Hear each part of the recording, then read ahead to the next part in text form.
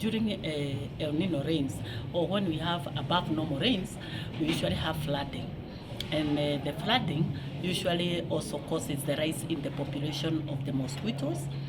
And within the mosquitoes, you find that some of them carry the virus of Rift Valley fever, especially the Aedes mosquito, which is transmitted to the animals.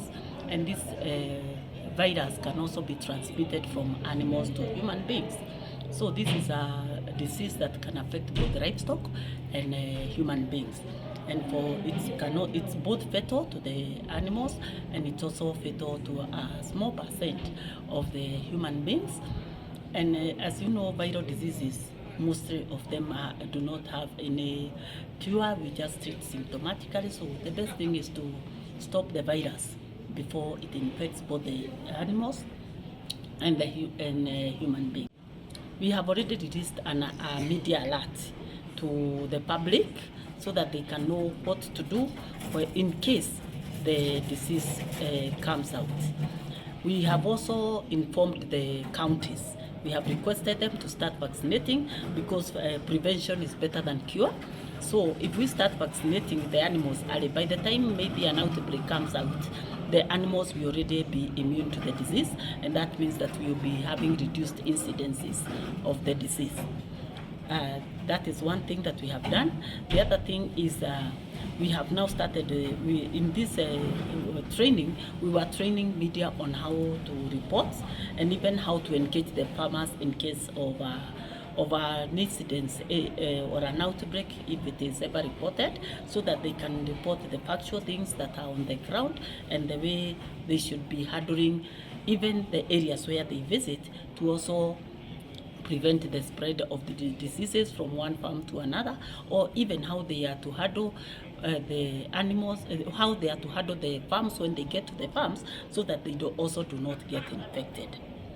One of the things that we have now been doing is we are now requesting the development partners to help us in mobilizing the funds, so that in case of an outbreak, we will be able to reach to all the farmers, be able even to control the diseases.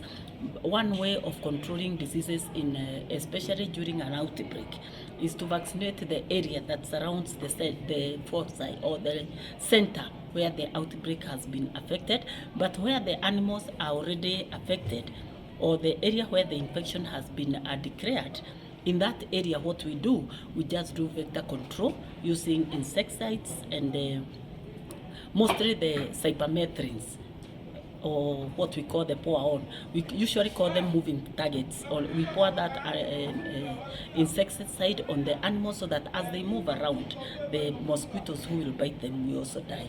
That's reducing the population of the mosquitoes. Disease surveillance is already going on. People are already on the ground. We are doing vector surveillance to check whether the vector population is increasing, and this is mostly done in the most risk areas. Some of the risk areas, for example, we have Wajir, Garissa, Tana River, Marsabit, and also Isiolo, Kajiado, Baringo, and Nakuru, and even in Murang'a. So we have engaged our surveillance system. Even we have also started with what we call active surveillance and passive surveillance. Passive surveillance is where the people on the ground are reporting to the Director of Veterinary Services. But in active surveillance, we are sending teams there to collect samples, so that we can start checking whether there are any antibodies against Rift Valley fever.